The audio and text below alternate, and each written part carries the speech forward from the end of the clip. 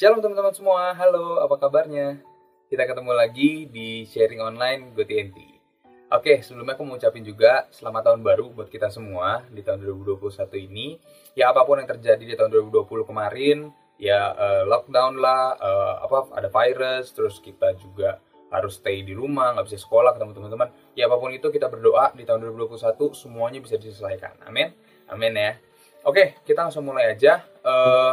Hari ini aku mau sharing tentang menghidupi pemuritan. Nah, itu judulnya tuh, menghidupi pemuritan. Kita langsung buka aja di 2 Timotius 2 ayat 2 ya teman-teman ya. Aku bacain buat teman-teman, tapi nanti teman-teman kalau mau baca di rumah juga boleh ya. Boleh dibuka Alkitabnya. Oke, aku bacain ya. Timotius 2 ayat 2, 2 Timotius 2 ayat 2, sorry. Ya, apa yang telah engkau dengar daripadaku di depan banyak saksi, percayakanlah itu kepada orang-orang yang dapat dipercayai, yang juga cakap mengajar orang lain. Nah, teman-teman, apa sih yang sebenarnya mau disampaikan lewat firman ini gitu? Dari apa yang aku tangkap sih, teman-teman, bahwa kita ini orang-orangnya yang percaya kepada Tuhan, itu kita sudah mendengar firman Tuhan, teman-teman ya. Tiap minggu kita dengar firman Tuhan di GoTNT. Kalau teman-teman ikutin ibadah mingguan ya, setiap hari Minggu itu juga ada firman Tuhannya, ada sharing yang setiap hari Rabu juga. Gitu lah, teman-teman ya. Jadi ya kita udah dengar firman Tuhan gitu. Dalam satu minggu ya setidaknya sekali lah kita mendengar firman Tuhan. Tapi kita sebagai orang Kristen bukan hanya mendengar, tapi juga harus memberitakan firman Tuhan itu. Dan kita beritakan kepada orang-orang yang bisa kita percaya, orang-orang yang bisa memegang kebenaran firman Tuhan itu. Bukan hanya didengar tapi nggak mau dilakuin gitu loh. Dan orang-orang yang seperti itu bisa kita dapatkan di dalam komunitas, teman-teman. Gitu ya. Nah, sama kayak Paulus nih yang akhirnya memuridkan Timotius ya, yang menulis ayat ini gitu.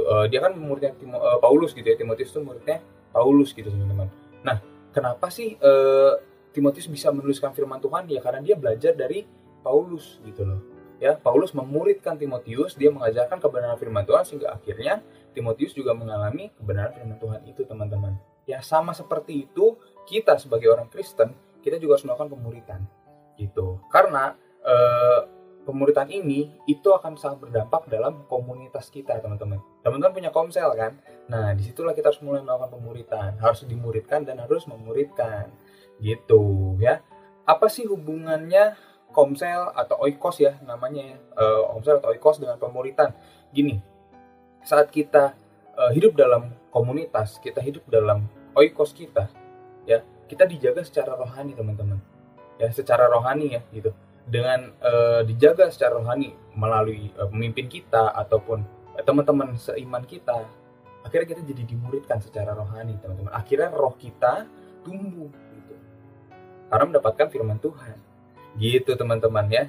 Nah, pemuridan itu harus kita hidupi, teman-teman, bukan kita lakukan saja gitu. Kebanyakan orang hidup dalam komunitas, iya dia punya komunitas, tapi nggak hidup di dalam komunitas itu gitu loh. Jadi ikut komunitas cuman karena misalnya disuruh sama kakak komselnya gitu, atau ikut komunitas karena saudaranya yang lebih tua, misalnya kakaknya adalah pemimpin komselnya kayak gitu misalnya, atau lain-lain lah, ada alasan-alasan lain.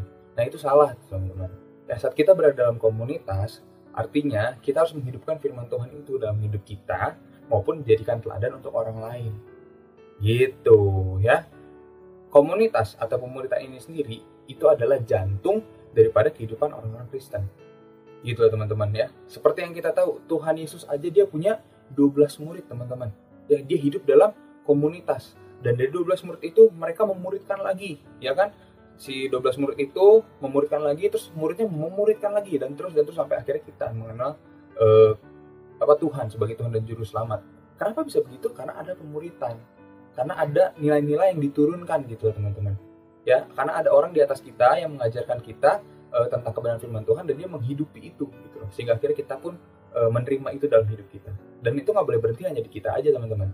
Kita harus estafetkan itu, estafet ya, harus dioper gitu ke ya mungkin adik kita, mungkin teman-teman kita, atau mungkin keluarga kita, mungkin ada om tante kita, atau mungkin ayah ibu kita yang belum kenal Tuhan.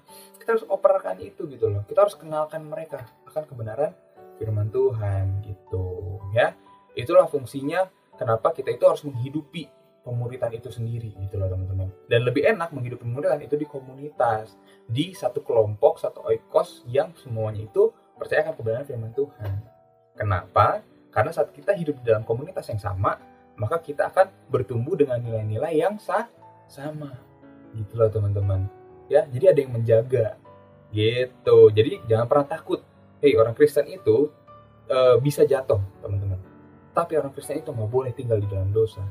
Gitu. Apakah aku pernah jatuh? Aku pernah jatuh. Tapi apakah aku tinggal di dalam dosa? Tidak. Kenapa? Karena ada komunitas yang menyelamatkan. Iya, aku bisa bilang kayak gitu. Ada komunitas aku yang menyelamatkan. Gitu loh. Komunitas itu bukan hanya berbicara teman-teman ya, tapi keluarga kita yang mengenal Tuhan itu juga bisa menyelamatkan kita. Gitu loh teman-teman.